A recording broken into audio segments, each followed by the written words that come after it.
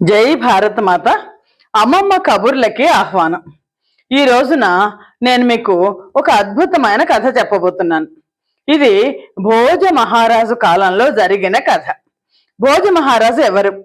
ఉజ్జయిని ప్రాంతాన్ని ధారా నగరం కేంద్రంగా పరిపాలించిన చక్రవర్తి భోజ మహారాజు.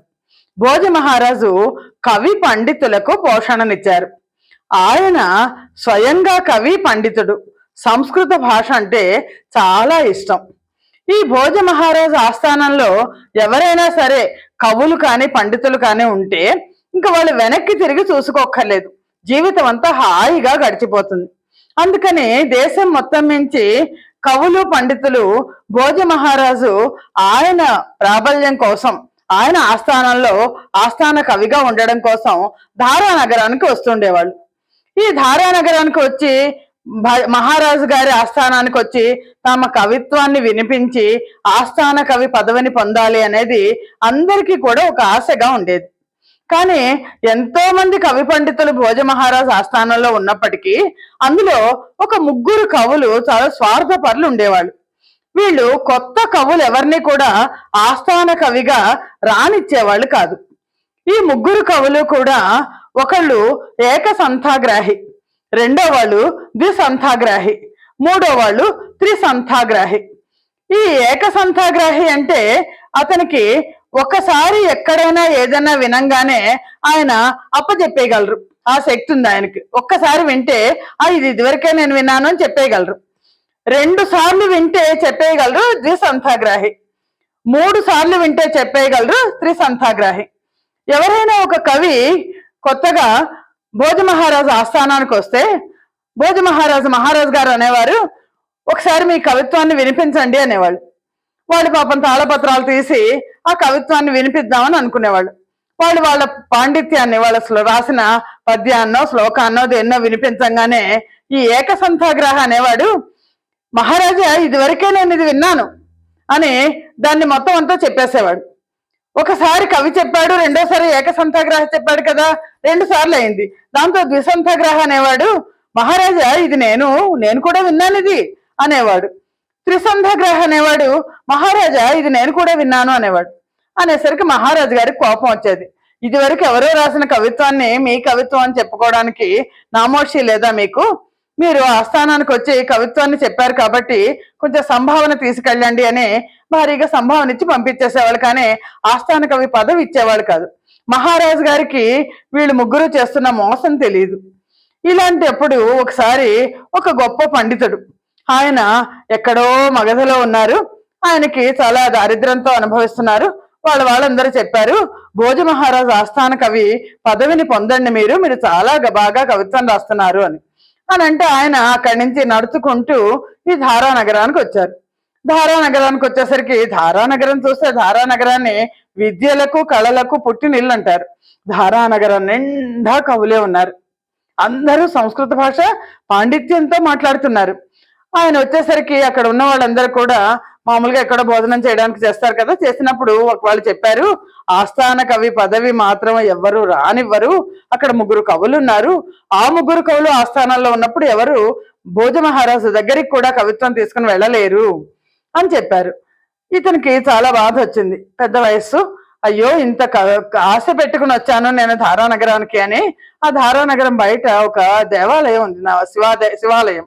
ఆ శివాలయంలో కూర్చుని శివుడికి తపస్సు చేయడం మొదలెట్టారు. కళ్ళ నీళ్ళు కారిపోతున్నాయి. ఓ నమశివాయ అనుకుంటూ, ఓ పరమశివ ఏంటి నాకు ఈ కష్టం వచ్చింది, నన్ను ఆదుకునే వాళ్ళు లేరా అని. సరిగ్గా ఇతను ఈ పండితుడు అలా బాధపడుతున్న సమయంలో ఆ శివాలయంలో పూజ చేసుకోవడానికి కాళిదాస మహాకవి వచ్చారు. కాళిదాస మహాకవి వచ్చి ఈ పండితుడిని చూసి, అయ్యా మీరేంటి బాధపడుతున్నారు, ఎందుకు, మీకు వచ్చిన కష్టం ఏంటి అని అడిగారు. కాళిదాస మహాకవి అనేది సంగతి ఈ పండితుడికి తెలియదు. కాళిదాస మహాకవి ప్రపంచ ప్రఖ్యాతి చెందిన కవి, తెలియదు. ఏం చెప్పమంటారు, మీరు ఇక్కడ ధారానగరానికి నేను చాలా కష్టపడి వచ్చాను, ఇక్కడ ఆస్థాన కవి పదవి వస్తే నా జీవితంలో చూసుకోక్కర్లేదే, నా దరిద్రం పోతుందని. కానీ అందరూ చెప్తున్నారు అక్కడ ఒక 3 కవులు ఉన్నారు, ఆ 3 కవులు కూడా ఎవరిని రానివ్వరు అని చెప్తున్నారు, ఎవరు ఏం చెప్పినా వాళ్ళు ముందే వినేస్తారట, అదెలా అవుతుందో అర్థం కాదు అని కాళిదాస మహాకవికి అర్థమైంది. కాళిదాస మహాకవి ఏం చేశారంటే, మీరు బాధపడద్దు, నేను మీకు ఒక పద్యం రాసి ఇచ్చేస్తాను. ఈ పద్యాన్ని తీసుకెళ్ళి మీరు రాసినట్టుగా మహారాజు గారి దగ్గర చెప్పండి. ఈ పద్యాన్ని వాళ్ళు ముగ్గురు చదవలేరు అని కాళిదాస మహాకవి చెప్పారు. అయ్యో, ఎంత పొరపాటు, తప్పు కదా. మీరు రాసిన పద్యాన్ని నేను కనుక చదివితే అది అసత్యం, అనృతం అవుతుంది కదా అంటే, ఏమీ అవదు, మీరు ముందర ఈ పద్యాన్ని చదవండి, మహారాజు గారు మిమ్మల్ని ఈ పద్యం ఎవరు రాశారో చెప్పండి అంటారు, అప్పుడు నేను రాశానని చెప్పండి, కాళిదాస మహాకవి రాశానని చెప్పండి అని అనేసరికి ఈ పండితుడు దండం పెట్టాడు. కాళిదాస మహాకవి అంటే ఆయన సరస్వతి అవతారం అని అంటే కాళిదాస మహాకవి పద్యం రాసిచ్చారు. రాసిచ్చేసరికి ఈ పండితుడు వెళ్ళాడు. వెళ్ళి అక్కడ భోజ మహారాజు ఆస్థానానికి వెళ్ళారు. వెళ్ళి, మహారాజా, నేను ఒక పద్యం చదువుదామని మీ దగ్గరకు వచ్చాను అన్నారు. అని అంటే మహారాజు అన్నారు, మీరే రాశారా ఇది? ముందు పద్యం వినండి మహారాజా అన్నారు ఆ కవి. అప్పుడు ఆ కవి ఆ పద్యాన్ని చదివి వినిపించారు. వినిపించేసరికి ఈ ఏకసంథాగ్రాహి ఉంటాడు కదా, ఏకసంథాగ్రాహి ఆయన ఏమి మాట్లాడలా. ఎప్పుడైతే ఏకసంథాగ్రాహి మాట్లాడలేదో, ఏకసంథాగ్రాహి పద్యాన్ని మళ్ళీ అప్పచెప్తేనే ద్విసంథాగ్రాహికి తెలుస్తుంది.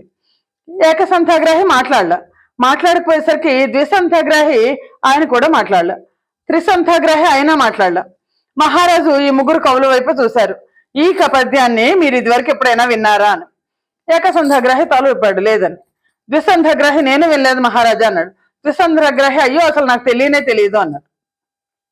అంటే అప్పుడు మహారాజు, చాలా బాగుంది, మీ అయితే ఈ పద్యాన్ని ఎవరు రాశారో చెప్పండి అని అంటే, మహాప్రభు, ఈ పద్యాన్ని కాళిదాస మహాకవి రాసి నాకు ఇచ్చారు, నేను మీ దగ్గర చదివాను అని అంటే, అయితే మీ కవిత్వాన్ని చదవండి అని మహారాజు గారు ఆయన కవిత్వాన్ని చదివి చాలా సంతోషించి ఆయనకి ఆస్థాన కవి పదవిని ఇచ్చారు. ఇంతకీ కాళిదాస మహాకవి చేసిన మహత్యం ఏంటి? కాళిదాస మహాకవి రాసిన పద్యాన్ని ఎందుకు ఈ ముగ్గురు కవులు చెప్పలేకపోయారు అంటే, కాళిదాస మహాకవికి ఈ ముగ్గురిలో ఉన్న ఏకసంథాగ్రాహికి ఉన్న లోపం తెలుసు. ఆ లోపం ఏంటంటే, ఏకసంథాగ్రాహికి కొన్ని పళ్ళు లేవు. ఆ పళ్ళు లేకపోయేసరికి ఆయన కొన్ని అక్షరాలని, కొన్ని పదాలని పలకలేడు. ఎప్పుడైతే ఆ పలకలేని అక్షరాలు పదాలతో కాళిదాస మహాకవి పద్యం రాశారు, ఈయన పలకలేకపోతే తప్పవుతుందని చెప్పేసి ఏకసంథాగ్రాహి మాట్లాడకుండా ఊరుకున్నాడు. ఆయన ఎప్పుడైతే మాట్లాడకుండా ఊరుకున్నాడో, ద్విసంథాగ్రాహి త్రిసంథాగ్రాహి నోళ్ళు కూడా మూతలు పడిపోయినాయి. కాళిదాస మహాకవి రాసిచ్చిన పద్యం ఏంటి అనంటే, షడ్జామాజ్య ఖరాజ్య వీజ్య వసుధాజ్యాలాంఛితాజ్య ఖరే జడ్ కిట్క ఖరే ఖరే ఖణ ఖణ ఖడ్జూర విజ్జడ్ భ్రమ లుడ్భ్రమ లుడ్భ్రమ లుడ్భ్ర లుడ్భ్ర యుగళాగ్రగ్ర సద్గ్రస్తద పాదౌటిట్ ప్రటటట్ ప్రటట్ ప్రటరస ప్రఖ్యాత సత్రాదయ. ఇది పరమశివుణ్ణి ఉద్దేశించి రాసిన కవిత్వంట. ఈ కవిత్వాన్ని ఏకసంథాగ్రాహి ఆయనకు సరిగ్గా పళ్ళు లేకపోవడం వల్ల ఆ షాలు ఆయన మాట్లాడలేకపోయాడు. దాంతో కాళిదాస మహాకవి రాసిన పద్యం అని భోజ మహారాజుకు ముందే తెలుసు. ఆయన తెలిసి ఆనందించి ఈ పండితుడికి ఆస్థాన కవి పదవి ఇచ్చి చాలా ధనాన్ని ఇచ్చి ఇంటికి పంపించారు. మొత్తానికి ఈ కథలో మనకి తెలిసేదేంటి అంటే, చిన్నతనంలో, చిన్న వయసులో ఈ పద్యం ఎలాంటిది అంటే, ఒక టంగ్ ట్విస్టర్ లాంటిది. నాలుక బాగా తిరుగుతుంది. చిన్న వయస్సులో, చిన్నప్పుడు కనుక ఇలాంటి పద్యాలు పిల్లలకి నేర్పిస్తే లైఫ్ లాంగ్ వాళ్ళతో పాటు ఉంటాయి. అంతేకాదు, బ్రెయిన్ లో నరాలన్నీ కూడా ఇలాంటి పద్యాలు చదవడం వల్ల, టంగ్ ట్విస్టర్ల వల్ల బ్రెయిన్ లో నరాలన్నీ యాక్టివేట్ అవుతాయి. చాలా తెలివి గల వాళ్ళు అవుతారట. ఇలాంటి పద్యాలు మనకి మన భాషలో, తెలుగులో కూడా ఉన్నాయి. పాల్కురికి సోమనాథుడు ఆయన పరమశివుడిని ఉద్దేశించి చాలా పద్యాలు రాశారు. ఇలాంటి పద్యాలు రాశారు. ఇవి చాలా అద్భుతమైన పద్యాలు. మనకి అల్లసాని పెద్దన గారు మను చరిత్రలో ఒక పద్యం రాస్తారు.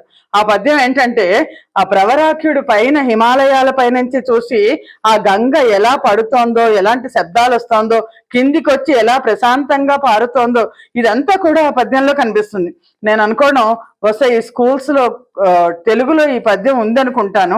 అట జనకాంచె భూమి సురుడంబర చుంబి శిరస్సరజ్జరి పటల ముహుర్ముహుర్లుఠ దభంగ తరంగ మృదంగ నిస్వన స్ఫుట నటనానుకూల పరిపృ మృల్ల కలాప కలాపి జాలమున్ కటక చరత్కరేణుకర కంపిత శాలము సీత శైలమున్ అని ఈ పద్యం అల్లసాని పెద్దన్న గారు రాసిన పద్యం. ఇది కూడా మాకు మా మాస్టారు చెప్పేటప్పుడు ఏం చెప్పారంటే, ఒకసారి ఊహించుకోండి, హిమాలయాల మెంచి ఆ గంగా నది ధన ధన ధన ధన అని పడుతూ ఎలా వచ్చి కింద ఎలా చక్కగా ప్రవహిస్తోందో ఈ పద్యపు ఆ నడవడిలో కనిపిస్తుంది అని చెప్పారు. చాలా అద్భుతమైన పద్యాలు. ఇలాంటి పద్యాలు పిల్లలకి నేర్పించడం, చిన్నప్పుడు పద్యాలు శ్లోకాలు ఇవన్నీ నేర్పిస్తే నాలిక తిరుగుతుంది, వాళ్ళ వాక్కు బాగుంటుంది. పెద్దయ్యాక కూడా వాళ్ళకి ఆలోచన అల్జిమర్స్ రాదట. సంస్కృత భాష మీద ఇప్పుడు రీసెర్చ్ జరుగుతోంది. సంస్కృత శ్లోకాలు వేదము చదివే వాళ్ళకి అల్జిమర్స్ అనే జబ్బే రాదట. ఎందుకంటే బ్రెయిన్ ఎప్పుడు కూడా యాక్టివ్గా ఉంటుంది. మన పిల్లలందరూ కూడా యాక్టివ్గా ఉండాలి అని కోరుకుంటూ, జై భారత మాత, జై హింద్.